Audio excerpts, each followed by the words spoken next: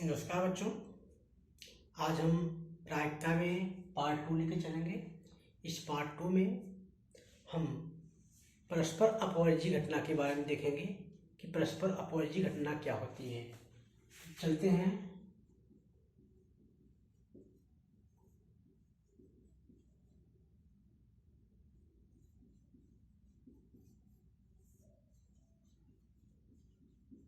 अगर दो घटना है ए और बी, ए के घटित होने पर अगर घटित घटना ए घटित हो रही है तो बी नहीं घटित हो रही है। ध्यान देंगे, अगर ए बी सी डी ये 4 घटनाएं हैं, इसमें से कोई एक घटना घटित हो जा रही है। अगर कोई एक घटना घटित हो जा रही है तो बाकी घटनाएं घटित नहीं होंगी। तो ऐसी स्थिति में ये चारों घटनाएं एक दूसरे के अपवर्जी घटनाएं कहलाती हैं। ध्यान रखेंगे, अगर इस प्रकार से कई घटनाएं हैं, किसी एक के घटने से बाकी सभी घटनाएं प्रभावित हो जा रही हैं, यानी एक घटित हो रही है तो बाकी घटनाएं प्रभावित हो जा रही हैं, बाकी घटनाएं घटित नहीं हो रही हैं। ऐसी कंडीशन में ये सभी घटनाएं अपवर्जी घटना कहलाती हैं। एग्जाम्पल हम लोग देखते हैं अपवर्जी घटना का। अपवर्जी घटना का एग्जाम्पल जैसे हम कर सकते हैं कि अगर मान लीजिए आपके गांव में ग्राम प्रधान का चुनाव है और 5 कैंडिडेट्स हैं चुनाव के लिए, ए बी सी डी और मान लीजिए हैं ई। ये 5 कैंडिडेट्स हैं। अगर कैंडिडेट ई जीतता है तो बाकी सभी कैंडिडेट्स क्या होंगे? हार जाएंगे। ई जीतता है तो बाकी सभी कैंडिडेट क्या होंगे? हार जाएंगे। इसका मतलब एक के घटने से बाकी घटनाएं प्रभावित हो जा रही हैं, इसलिए ये सभी घटनाएं क्या होंगी? परस्पर अपवर्जी घटना होगी। दूसरा एग्जाम्पल हम लोग देखते हैं। मान लीजिए कोई रेस है, घोड़े की रेस है, इसमें से ए बी और सी 3 घोड़े साथ दौड़ते हैं। मान लीजिए घोड़ा जो बी है वो रेस में निकल जाता है, आगे जीत जाता है, तो बाकी ये दोनों घोड़े क्या होंगे? हार जाएंगे। यानी एक घटना घटित होगी तो बाकी घटना घटित नहीं होगी। घटना घटित होने का अर्थ हमारे यहाँ ये होगा कि एक ने जीत लिया तो बाकी 2 क्या होंगे? हार जाएंगे। तो ऐसी कंडीशन में इस प्रकार से कोई घटना है तो परस्पर अपवर्जी घटनाएं कहलाती हैं। तो इसको म्यूचुअल एक्सक्लूसिव इवेंट्स कहते हैं। और जब घटनाएं परस्पर अपवर्जी हैं, जैसे ए बी सी 3 घटनाएं हैं, ए के घटने की प्रायिकता P1 है, बी के घटने की प्रायिकता P2 है, सी के घटने की प्रायिकता है P3, तब कोई एक घटना घट जाए, इसकी प्रायिकता क्या होगी? P बराबर तीनों के प्रायिकताओं के योगफल के बराबर होती है। इसको प्रायिकता का योग का नियम भी कहते हैं। अगर घटनाएं परस्पर अपवर्जी हैं, कई घटनाएं हैं A B C D E और जी, जो भी घटनाएं हैं परस्पर अपवर्जी हैं, उनके घटनाओं के अलग अलग घटने की प्रायिकता आपको ज्ञात है। उसमें से आपको पूछा जाता है कोई एक घटना घटित हो रही है, इसकी क्या प्रायिकता है? तो आप क्या करेंगे? सभी प्रायिकताओं को जोड़ देंगे। एग्जाम्पल हम लोग चलते हैं। जैसे मान लीजिए 3 घोड़े हैं, ए बी और सी। ए के जीतने की प्रायिकता 1/3 है, बी के जीतने की प्रायिकता 1/2 है, सी के जीतने की प्रायिकता 1/4 है। तो कोई एक घोड़ा जीत जाए, इस बात की प्रायिकता क्या होगी? कोई एक घोड़ा जीत जाए, इस बात की प्रायिकता क्या होगी? तो कोई एक घोड़ा जीत जाए, इस बात की प्रायिकता क्या होगी? P = तीनों का योग हो जाएगा, P1 + P2 + P3। कोई एक घोड़ा जीत जाए मतलब कोई ना कोई घटना घटित हो जा रही है, कोई घटना घटित हो जाएगी, कोई भी घट जाए तो इस बात की प्रायिकता हो जाएगी, तीनों का जोड़ हो जाएगा और हो जाएगा ये 1/3 + 1/2 + 1/4, ऐसे हो जाएगा 12। 3 चौके 12, 2 छक्के 12, 4 दिया। अब यहाँ थोड़ा सा हमने गलती किया है इसको लेने में, एग्जाम्पल को लेने में, क्योंकि जो प्रायिकताओं का योगफल है कभी भी 1 से अधिक नहीं हो सकता।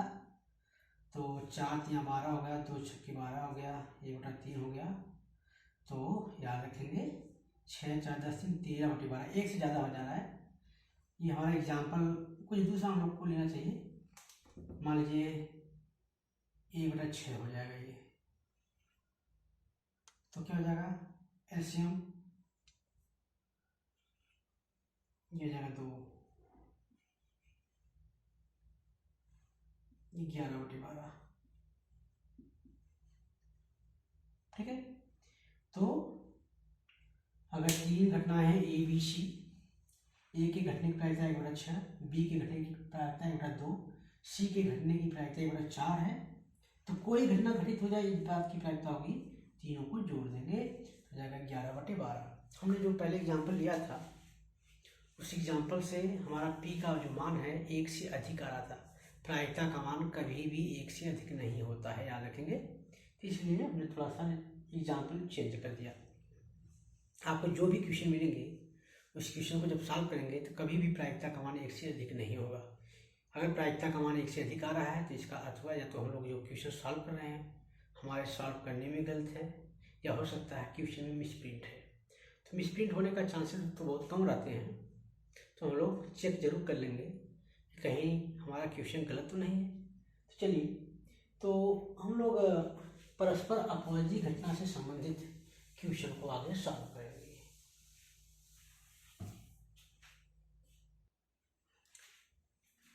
हमारा क्वेश्चन है किसी दौड़ में ए बी सी डी धावकों के जीतने की प्रायिकता, ए के जीतने की प्रायिकता 1/3 है, बी के जीतने की प्रायिकता 1/4 है, सी के जीतने की प्रायिकता 1/5 है, डी के जीतने की प्रायिकता 1/6 है। कारण इनमें से किसी एक धावक के जीतने की प्रायिकता क्या होगी वो ज्ञात करना है। अगर कोई भी धावक ना जीते तो इसकी प्रायिकता क्या होगी, तो देखते हैं। ये ध्यान रखेंगे, ये जो घटनाएं हैं परस्पर अपवर्जी घटना है। क्यों? क्योंकि अगर कोई एक धावक जीत जाएगा तो बाकी सभी धावक हार जाएंगे। इससे स्पष्ट है एक घटना घटित होगी तो बाकी घटनाएं घटित नहीं होंगी।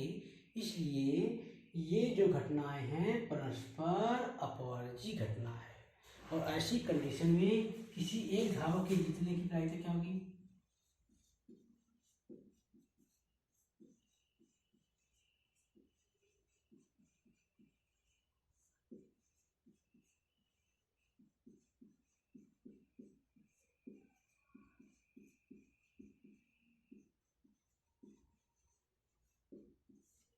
P बराबर P1 plus P2 plus P3 plus P4, 1/3, 1/4, 1/5, 1/6, ऐसे हो जाएगा कितना 30, नहीं 30 तो नहीं होगा,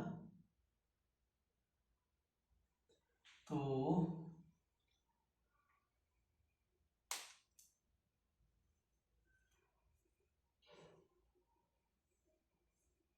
60, कितना 20, 15, 12, 10, 20, 15, 35, 35, 12, 47, 10, 57। ये इस बात की प्रायिकता कोई भी एक जीत जाए उस बात की प्रायिकता है, और कोई भी ना जीते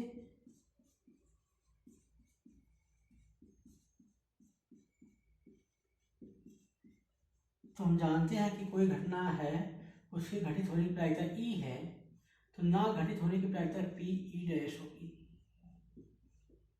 और हम ये भी जानते हैं कि पी ई डैश घटना के ना घटित होने की प्रायिकता होती है 1 माइनस पी ई, यानी घटना के घटित होने की प्रायिकता। तो क्या होगा पी ई डैश, अगर हमको निकालना है घटना के ना घटित होने की प्रायिकता, तो क्या होगा 1 माइनस 57/60, यानी 60 माइनस 57/60, और ये जगह 3/60, ये जगह 1/20।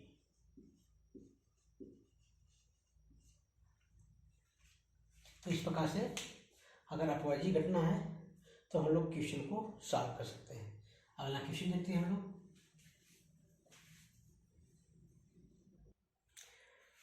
क्वेश्चन है, किसी दौड़ में ए के जीतने की प्रायिकता गुणा 3 तथा उसी दौड़ में बी के जीतने की प्रायिकता गुणा 4 है, तो किसी के भी ना जीतने की प्रायिकता ज्ञात कीजिए। तो सबसे पहले किसी एक के जीतने की प्रायिकता निकालेंगे। तो किसी एक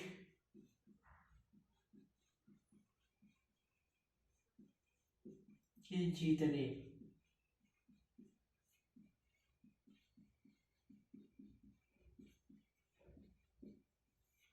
P इक्वल टू क्या जाएगा, पहले की प्रायिकता प्लस दूसरे की प्रायिकता हो जाएगा,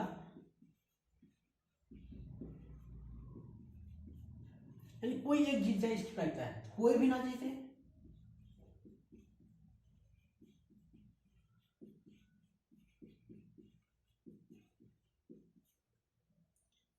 जगह पी ई डैश तो निकालेंगे, और पी डैश का मान होता है 1 माइनस पी ई,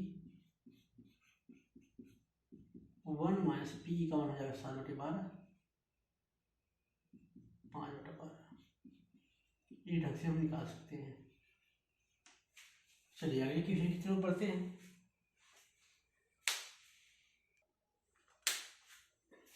हमारे पास क्वेश्चन है, किसी व्यक्ति के पास 20 टिकट हैं जिस पर 1 से 20 तक अंक लिखे हैं।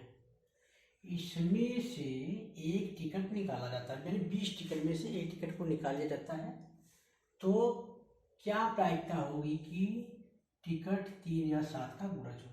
तो चलिए इसको कैसे हल करते हैं।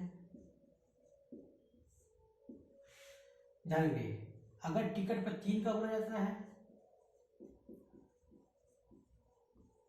तो टिकट पे कौन कौन संख्या आ सकती है, या तो 3, 6,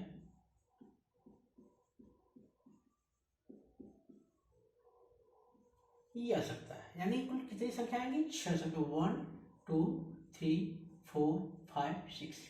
तो 3 का गुणज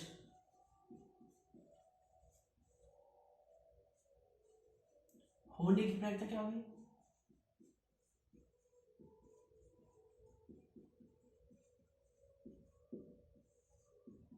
6/20। उसी प्रकार से 7 का गुणज अगर आ जाता तो घटना किस तरह से घटित होगी, 7 का गुणज होगा 7 और 14, यानी केवल 2 ही नंबर आएंगे। तो प्रायिकता क्या होगी,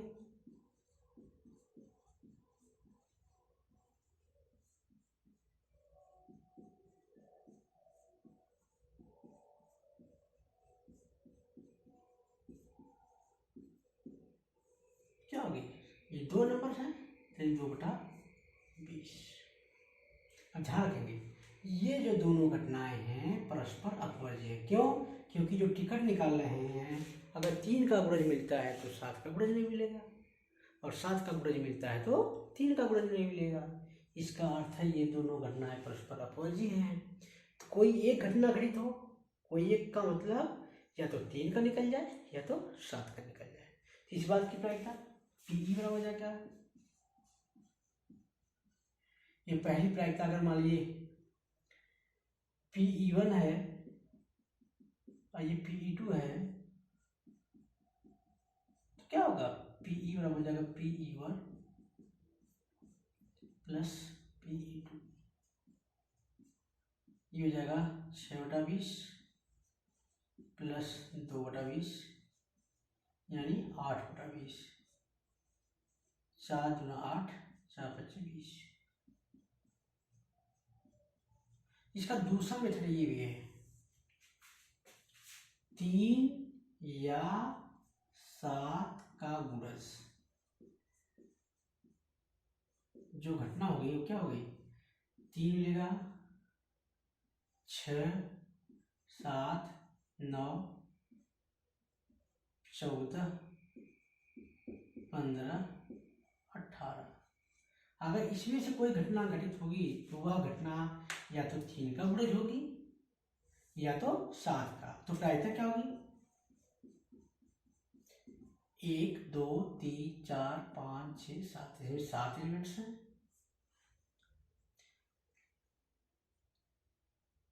इसमें एक 12 छूट गया। 1 2 3 4 5 6 7 8 एलिमेंट है, तो जाएगा 8/20। 4 दूना 8, 4 बचे फिर 8 में से। इस प्रकार से भी हम लोग लगा सकते हैं। अगला क्वेश्चन देखते हैं।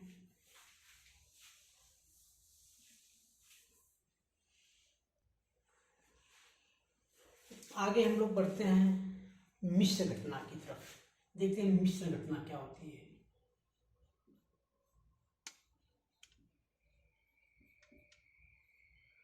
चलिए, हमारे पास अगर हम एक एग्जाम्पल लेके चलते हैं हम लोग मिश्र घटना का। अगर मान लीजिए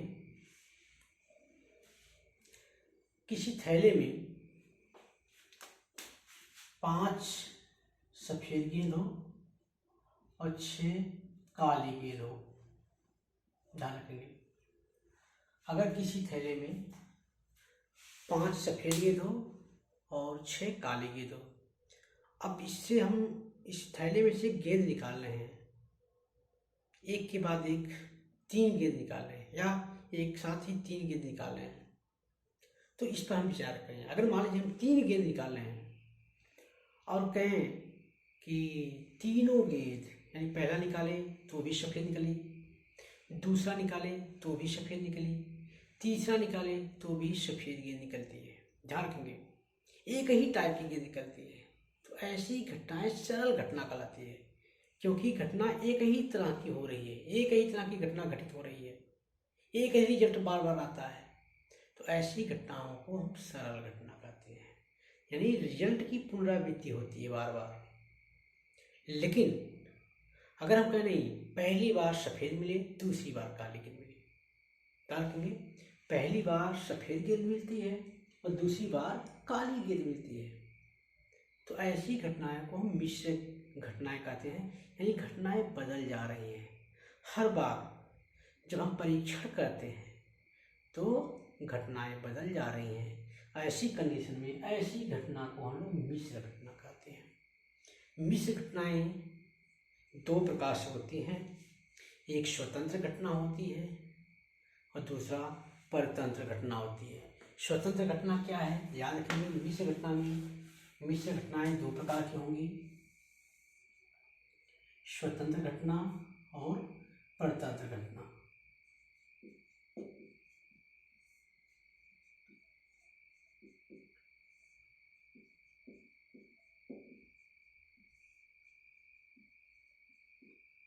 जरा एक उदाहरण से हम लोग समझते हैं स्वतंत्र घटना को।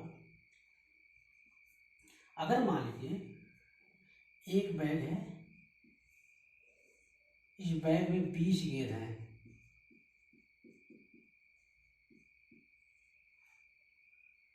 इसमें से 8 काली,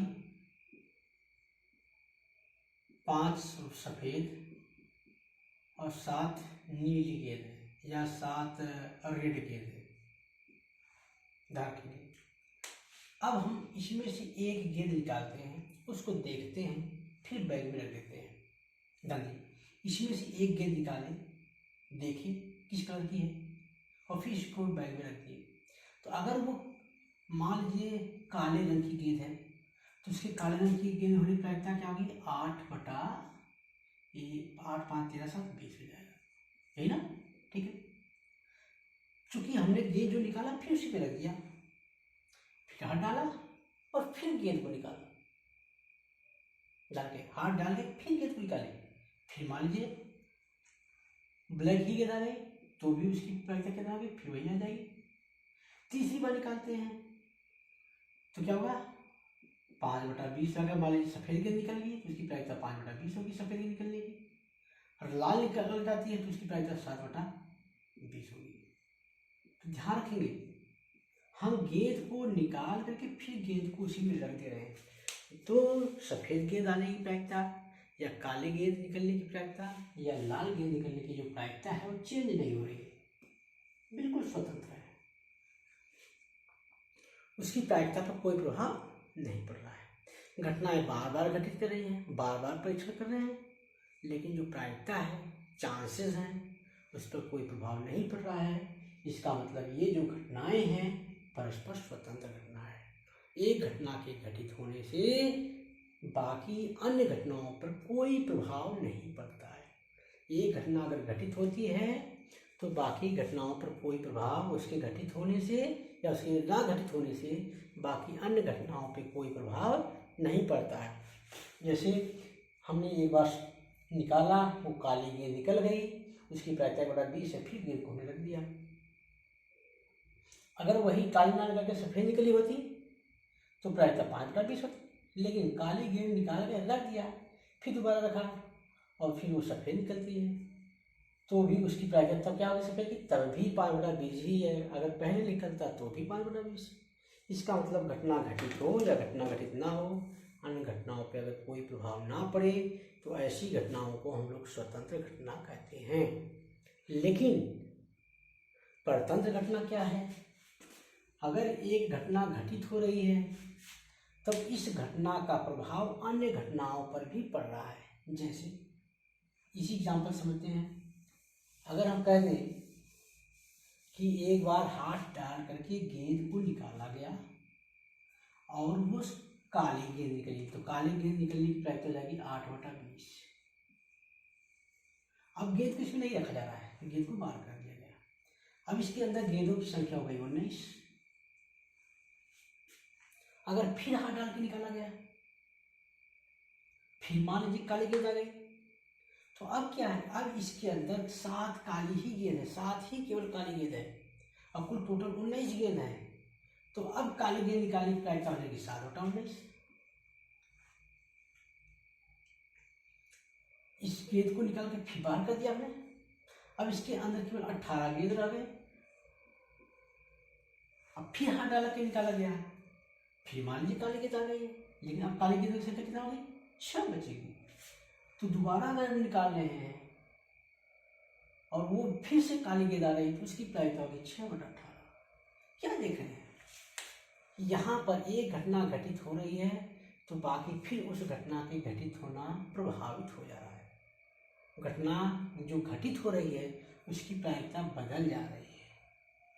सर यहाँ पहली बार में सफ़ेद गेंद आने की प्रायिकता, काली गेंद आने की प्रायिकता 8/20 है। दूसरी बार फिर काली गेंद आने की प्रायिकता 7/19 हो गई। तीसरी बार हो गई 6/18। तो ऐसी घटनाओं को हम परतंत्र घटना कहते हैं। यानी एक बार घटना घटित होती है तो उसका प्रभाव अन्य घटनाओं पर पड़ता है, तब घटनाएं परतंत्र कहलाती हैं। लेकिन घटना के घटित होने से बाकी अन्य घटनाओं पर कोई भी प्रभाव ना पड़े तो घटनाएं स्वतंत्र कहलाती हैं। लेकिन अपवर्जी में हमने बताया अगर घटना एक घटित होती तो बाकी नहीं घटित होती है। ऐसी घटना को हम परस्पर अपवर्जी घटना कहते हैं। अगर हमारे पास 2 घटनाएं हैं ए या 3 घटना ए बी और सी, इसकी प्रायिकता है पी ए के घटित होने की प्रायिकता पी ए, बी के घटित होने की प्रायिकता है पी बी, सी के घटित होने की प्रायिकता है पी सी। तो तीनों घटनाएं एक साथ घटित हों, इस बात की प्रायिकता पी ई बराबर हो जाएगा P A into P B into P C. इसको कहते हैं प्रायिकता का गुणन सिद्धांत। अगर याद रखेंगे कई घटनाएं हैं, परस्पर स्वतंत्र घटना है, तो सभी घटनाओं के एक साथ घटित होने की प्रायिकता सभी घटनाओं की अलग अलग प्रायिकता के गुणनफल के बराबर होती है, और इस नियम को कहते हैं प्रायिकता का गुणन सिद्धांत। उसमें क्या था, 2 या 2 से अधिक घटनाएं हैं अपवर्जी में, 2 या 2 से अधिक घटनाएं हैं परस्पर अपवर्जी हैं और अलग अलग उनके प्रायिकता दिया गया है। तो कोई एक घटना घटित हो जाए, इस बात की प्रायिकता निकालना है। इस बात की प्रायिकता सभी घटनाओं के प्रायिकताओं के योगफल के बराबर होती है। यहाँ क्या होगा, सभी प्रायिकताओं की गुणनफल के बराबर होगी। क्लियर? ठीक है, चलते हैं इससे संबंधित हम लोग कुछ प्रश्न को हल करेंगे।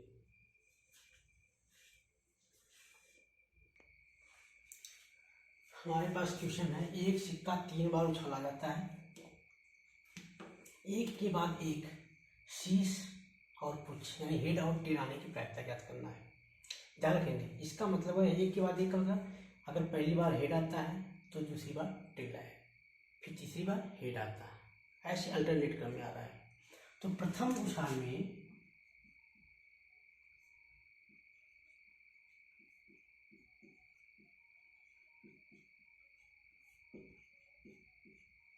हेड आने की प्रायिकता क्या होगी? हेड को चित्त भी कहते हैं, चित्त आने की प्रायिकता ए बटा 2 होगी, यानी 50-50 चांसेस है। ए बटा 2 प्रायिकता है हेड आने की, ए बटा 2 प्रायिकता है टेल आने की। तो प्रथम बार उछाला गया, चित्त आने की प्रायिकता है बटा 2। द्वितीय उछाल में पट आने की प्रायिकता क्या होगी? वो भी बटा 2 होगी। तृतीय उछाल में फिर चित्त आने की प्रायिकता क्या होगी? ये भी बटा 2 होगी। क्योंकि ये घटनाएं परस्पर स्वतंत्र है, क्योंकि पहली बार बिल्कुल स्वतंत्र है हेड या टेल आना। ऐसा नहीं है कि पहली बार हेड आ गया दूसरी बार नहीं आएगा, दूसरी बार भी आ सकता है हेड, बिल्कुल स्वतंत्र है। इसलिए ये तीनों घटनाएं परस्पर स्वतंत्र हैं। तो इस तीनों घटनाओं के घटित होने की प्रायिकता क्या होगी? यानी एक के बाद एक आए, इस बात की प्रायिकता क्या होगी?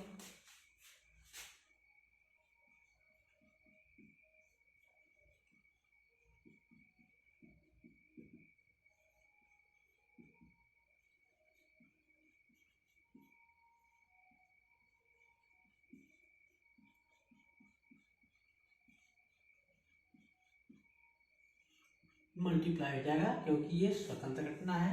स्वतंत्र घटना में तीनों घटनाएं एक साथ घटित होने की प्रायिकता घटनाओं के जो प्रायिकता है उनके गुणनफल के बराबर होता है। तो जाएगा 1/8। चलिए आगे बढ़ते हैं अगले क्वेश्चन की तरफ। ये देखिए हमारा अगला क्वेश्चन बहुत अच्छा है, समझने की कोशिश करिएगा इसको। एक के किसी प्रश्न के हल करने की प्रायिकता 3/7 है। ये जो विद्यार्थी है उसके हल करने की प्रायिकता 3/7 है, और जो विद्यार्थी बी है उसके द्वारा उसी प्रश्न के हल करने की प्रायिकता है 7/12। तो हमको प्रायिकता ज्ञात करना है कि प्रश्न हल हो जाए। प्रश्न हल हो जाए इसका मतलब क्या हुआ? अगर ए हल करता है, बी नहीं कर पाता है, तो भी हम कहेंगे प्रश्न तो हल हो गया। या बी हल कर लेता है, ए नहीं कर पाता है, तो भी प्रश्न हल हो जाएगा। या दोनों हल कर ले रहे हैं, तब भी हम कह सकते हैं कि प्रश्न हल हो गया। तो अब ध्यान देंगे, हमारे पास एक तरीका और भी सॉल्व करने का। क्या है? हम निकालने के प्रश्न हल हो ही नहीं पाता है, इसका मतलब क्या है? प्रश्न ना हल हो पाए, यानी ना तो ए हल कर पाता है और ना ही बी हल कर पाता है। तो इस बात की प्रायिकता ज्ञात कर लीजिए। जैसे देखते हैं, तो सबसे पहले हल में हम निकालते हैं ए द्वारा प्रश्न हल करने की प्रायिकता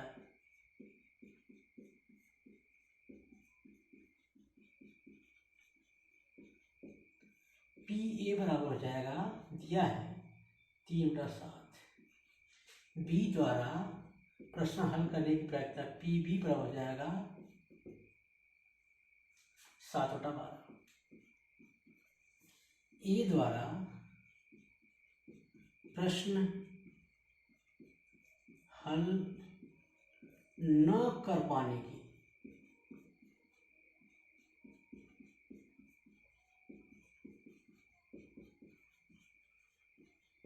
हल करने की प्रायिकता 3/7 है, ना हल कर पाने की प्रायिकता 1 में से 3/7 घटा दो, 4/7। उसी तरह से बी द्वारा प्रश्न ना हल कर पाने की प्रायिकता पी बी डैश, ये पी ए डैश है, 1 - 7/12 5/12 आ जाएगा। तो प्रश्न ना हो पाए, ये जो घटना है अपवर्जी घटना है। ये घटना क्या है? अपवर्जी घटना है।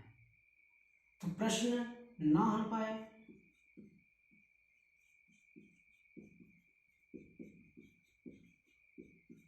प्रायिकता क्या होगी?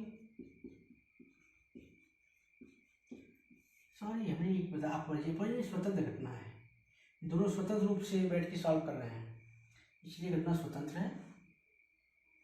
तो प्रायिकता क्या होगी? दोनों के गुणा के बराबर हो जाएगी। 4/7 इंटू 5/12 यानी 20/84। ये प्रश्न ना हल कर पाने की प्रायिकता है। तो प्रश्न हल हो जाए,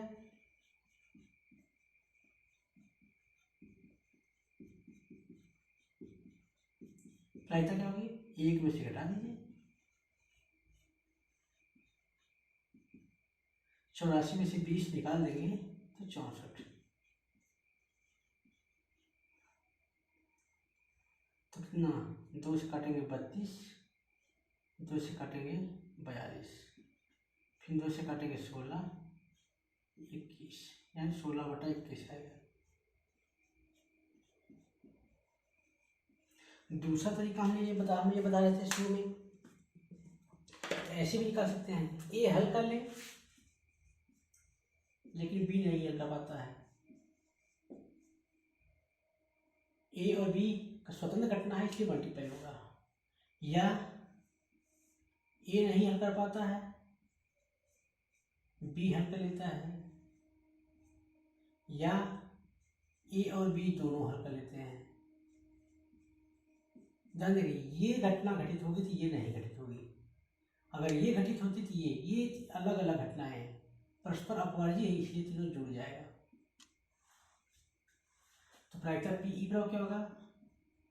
ए घटित होती है, बी नहीं घटित होती है, तो दोनों का मल्टीप्लाई, या ए नहीं घटित होती है, बी घटित हो जाती है, या दोनों घटित होती हैं। तो ऐसी कंडीशन के लिए पी ए का मान है 3/7, पी बी डैश का मान है 5/12 प्लस पी ए डैश का मान है 7/12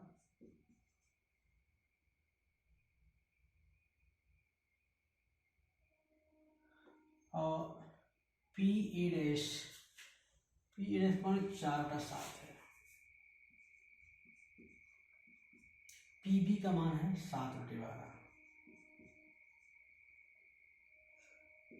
पी ए का मान है 3/7, पी बी का मान है 7/12।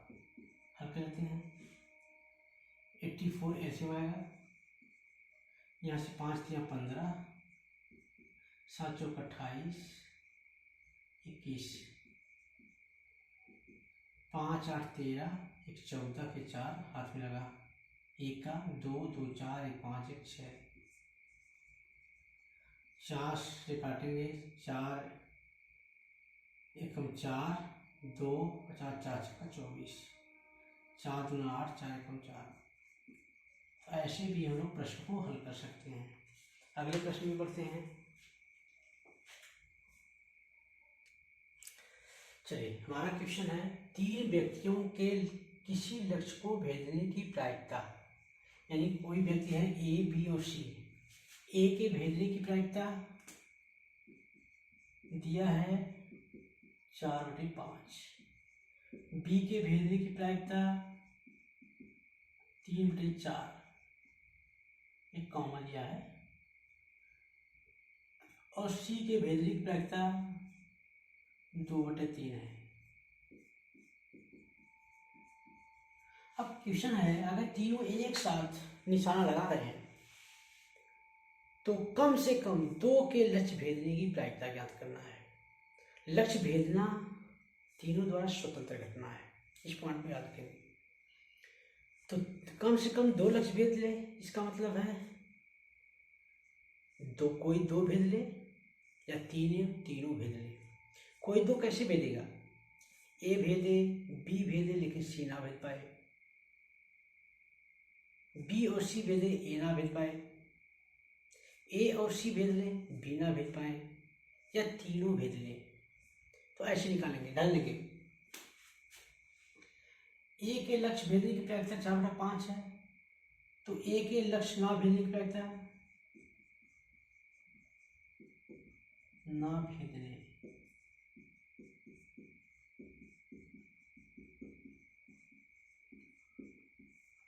क्या हो जाएगा, पी ए डैश, इसका मान हो जाएगा 1 माइनस पी ए, और हो जाएगा 1 माइनस पी ए का मान 4/5 घटाओगे तो आएगा 1/5। उसी तरह से बी के लक्षणा भेदने की प्रायिकता पी बी डैश निकालोगे तो 1 माइनस 3/4 हो जाएगा, जिसका मान आएगा 1/4। सी के लक्षणा भेदने की प्रायिकता पी सी डैश 1 माइनस हो जाएगा 2/3, आएगा 1/3। कम से कम कोई दो लक्ष्य भेद ले, कम से कम कोई दो लक्ष्य भेद ले। इसका मतलब क्या हुआ, ए भेद ले, बी भी भेद ले, लेकिन सी ना भेद पाए। ए भेद लेता है, बी भेद लेता है, लेकिन सी नहीं भेद पाता है, या ए भेद लेता है, बी नहीं भेद पाता है, सी भेद लेता है, या ए नहीं भेद पाता है, बी और सी भेज लेते हैं, या तीनों भेज लेते हैं। इस पॉइंट पे याद रखेंगे, कम से कम दो भेजना है, यानी कोई दो भेज ले या तीनों भेज ले, इस बात की प्रायिकता निकालना है। तो ये क्या होगा, ए भेजने की प्रायिकता पी ए, बी के भेजने की प्रायिकता पी बी, स्वतंत्र घटना है इसलिए मल्टीप्लाई पी सी डैश। चूंकि ये घटना घटित होगी तो बाकी घटनाएं घटित नहीं होंगी। ये घटना दो भेद ए और बी भेज देते हैं, सी नहीं मिल पाता है, तो बाकी घटना नहीं घटित होगी, क्योंकि ये कई बार लक्ष्य को लगाना है। तो इस घटना के साथ ये घटना अपवर्ती, इसलिए plus P A P B dash P C, plus इसके साथ ये पॉजिटिव है, ये हो जाएगा plus P A dash P B P C, plus P A P B P C, bracket लगा दीजिए। तो क्या होगा, पी ए का मान दीजिए 4/5, पी बी का मान 3/4, पी सी डैश का मान है 1/3, प्लस पी ए का मान 4/5, पी बी डैश का मान हो जाएगा 1/4, पी सी का मान है 2/3, पी ए का मान पी ए डैश है, पी ए डैश का मान हो जाएगा 1/5, क्या हो जाएगा 3/4 2/3,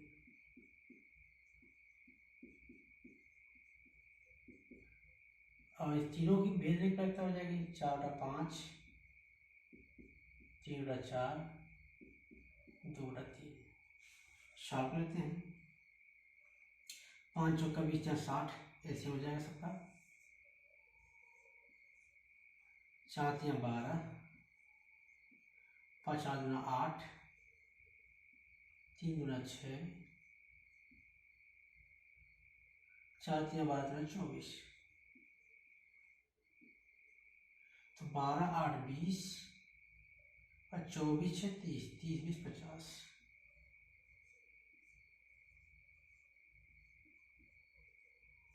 तो कम से कम कोई दो लोग भेज दें, इस बात की प्रायिकता होगी 5/6, ये आंसर हो जाएगा।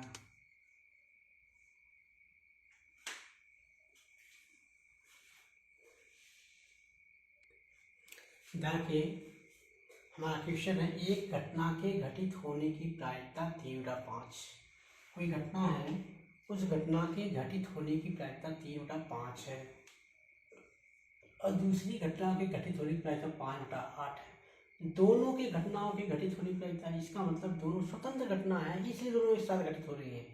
तो दोनों घटनाओं यानी एक घटना ए है, इसकी घटित होने की प्रायिकता पी ए बराबर दिया है 3/5। दूसरी घटना है पी बी है, इसके घटित होने की प्रायिकता पी बी बराबर जाएगा 5/8। दोनों घटनाओं के घटित होने की प्रायिकता पी ई बराबर, यानी दोनों घटनाएं घटित हो रही हैं P A into P B.